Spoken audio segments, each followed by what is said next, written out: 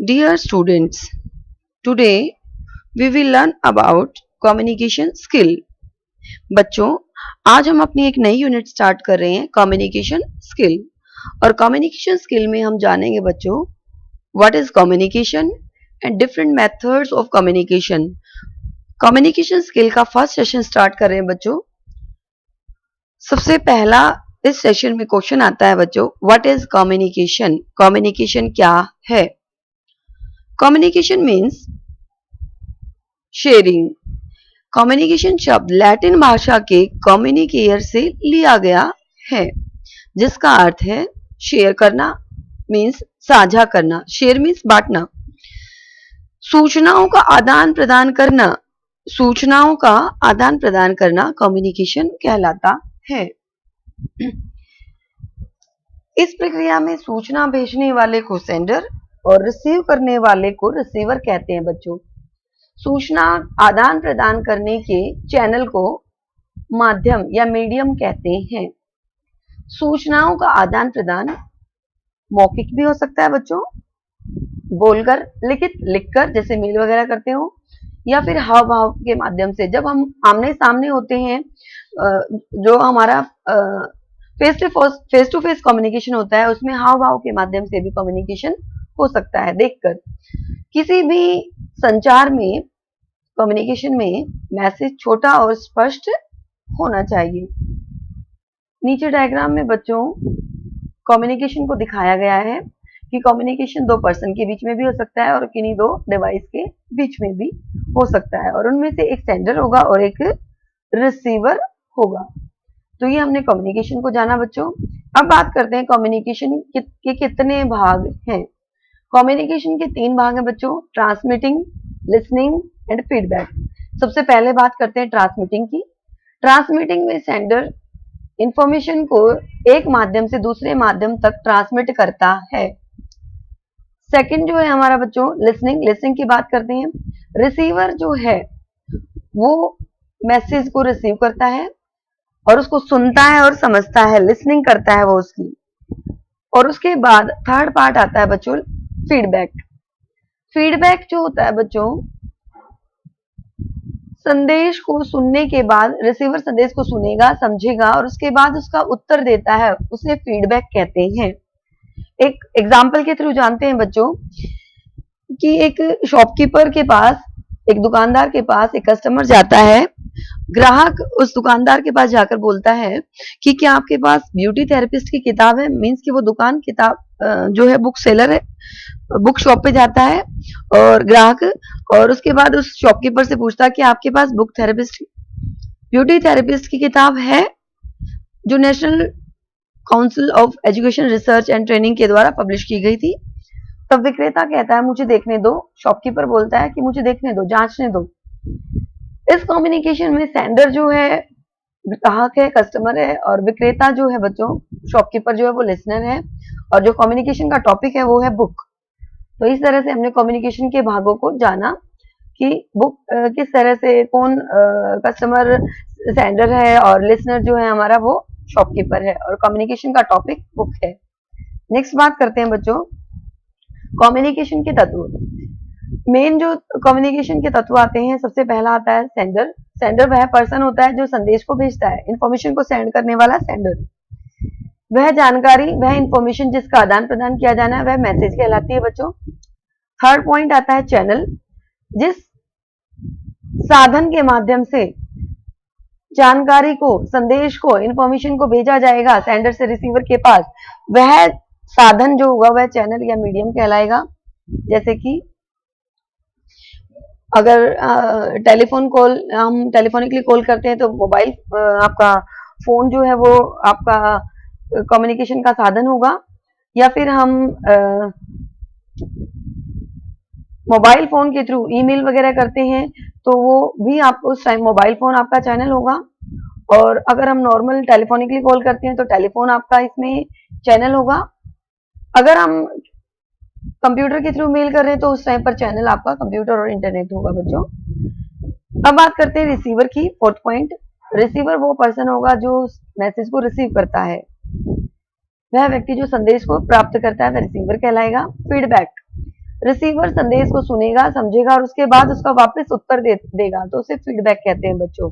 नीचे डायग्राम में बच्चों क्लियरली दिखाया गया है कि एक पर्सन दूसरे पर्सन से कम्युनिकेट कर रहा है, यानी कि सेंडर रिसीवर को टेलीफोनिकली भी कर सकता है और इलेक्ट्रॉनिक डिवाइस के माध्यम से भी, कंप्यूटर के माध्यम से भी कम्युनिकेशन कर सकता है और रिसीवर उसको रिसीव करेगा और वापस से फीडबैक करेगा। अब बात करते हैं बच्चों कम्युनिकेशन के तरीकों की। कम्युनिकेशन के तरीकों में सबसे पहला जो तरीका है बच्चों वो है face to face informal communication. सबसे अच्छा, सबसे प्रभावशाली जो तरीका है वह है बच्चों face to face informal communication. क्यों? क्योंकि इसमें सेंडर और रिसीवर एक दूसरे के आमने सामने होते हैं और अपनी बात को, अपनी मैसेज को बहुत अच्छे से समझा सकते हैं और शारीरिक हावभाव, बॉडी लैंग्वेज को देखकर भी देखा जा सकता है कि यह प्रणाली सबसे अधिक प्रभावशाली है। हम बात करते हैं बच्चों दूसरा तरीका email. Email means electronic mail. आज का युग जो चल रहा है बच्चों, कंप्यूटर और इंटरनेट का युग चल रहा है, तो हम कंप्यूटर और इंटरनेट के माध्यम से, ईमेल के माध्यम से हम अपने मैसेज को, इंफॉर्मेशन को एक व्यक्ति से दूसरे व्यक्ति तक पहुंचा सकते हैं। ईमेल एक ऐसा साधन है बच्चों जिसमें एक टाइम पर एक से अधिक व्यक्तियों को दुनिया में कहीं भी संदेश भेज सकते हैं ईमेल के माध्यम से। ईमेल में सबसे बड़ा फायदा बच्चों कि समय बहुत कम लगता है मेल को करने में और लागत, कॉस्ट भी बहुत कम लगती है बच्चों। थर्ड जो पॉइंट आता है बच्चों वो है नोटिस और पोस्टर का। नोटिस और पोस्टर के माध्यम से भी हम कम्युनिकेशन कर सकते हैं। नोटिस और पोस्टर जो है एक टाइम पर बहुत से व्यक्तियों को मैसेज को भेजने में प्रयोग किया जाता है। यह ईमेल की तरह ज्यादा, जहां पर ईमेल प्रभावशाली नहीं होती बच्चों। मीन्स कहने का क्या है, जैसे कोई दुकानदार का यहाँ उदाहरण लिया हुआ है, किसी दुकान के बारे में उदाहरण है कि दुकान के बारे में लोगों को यह सूचित करना है कि यह दुकान रविवार को बंद रहेगी, तो इसके लिए दुकानदार क्या करेगा, नोटिस या पोस्टर का प्रयोग करेगा बच्चों, ना कि ईमेल करेगा वो, ना ही वो फेस टू फेस कम्युनिकेशन करेगा। तो इस तरह से नोटिस और पोस्टर के थ्रू भी हम कम्युनिकेशन कर सकते हैं बहुत आसानी से। उसके बाद पॉइंट आता है बच्चों बिजनेस मीटिंग का। व्यवसाय में इसका इस्तेमाल किया जाता है बच्चों। जब भी ऑफिस में या किसी कंपनी ऑर्गेनाइजेशन में, ऑर्गेनाइजेशन का मतलब बच्चों कंपनी, कोई बड़ी कंपनी ऑर्गेनाइजेशन जहां पर बहुत सारे लोगों को समूह में संबोधित करना है, तो उसके लिए बिजनेस मीटिंग का प्रयोग किया जाएगा बच्चों। एग्जाम्पल लेते हैं बच्चों एक, कि अगर किसी कंपनी में सभी एम्प्लॉयज को कोई मैसेज भेजना है, इंफॉर्मेशन, जानकारी देनी है, तो कंपनी का जो ओनर होगा, डायरेक्टर जिसको कहेंगे हम, वो एक बिजनेस मीटिंग कंडक्ट करेगा और अपने सभी स्टाफ मेंबर्स को, एम्प्लॉयज को वो मैसेज को कन्वे करेगा बिजनेस मीटिंग के माध्यम से।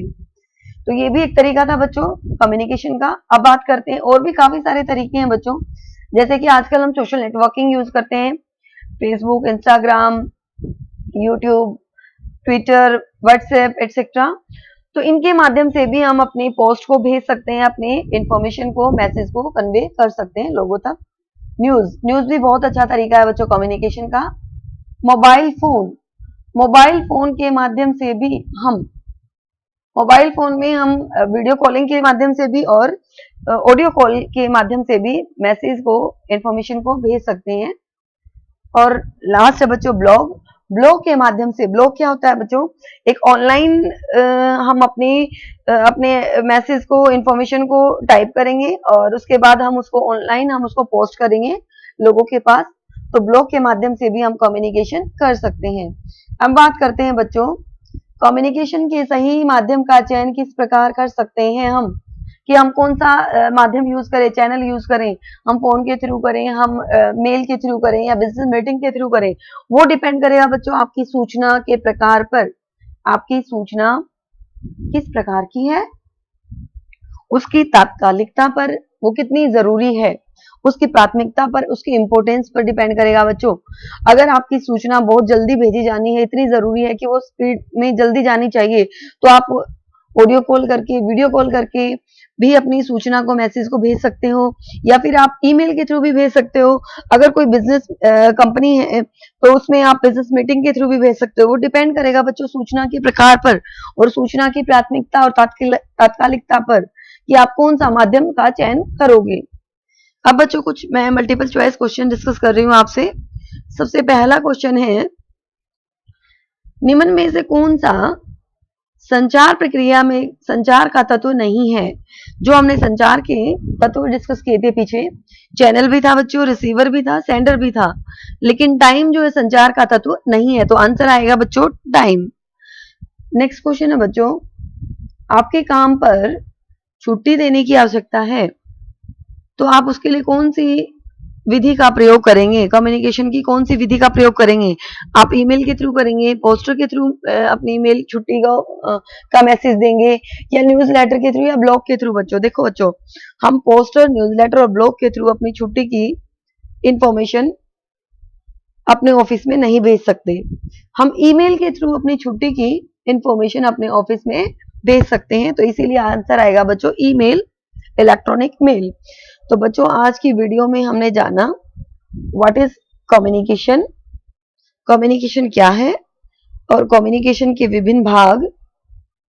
इसके अलावा बच्चों हमने कम्युनिकेशन के तत्वों के बारे में जाना और डिफरेंट कम्युनिकेशन मेथड्स, कम्युनिकेशन के तरीके, कौन कौन से माध्यम से हम अपनी सूचना को, हम अपने मैसेज को भेज सकते हैं। हम उन कम्युनिकेशन के तरीके के बारे में हमने इस वीडियो में जाना।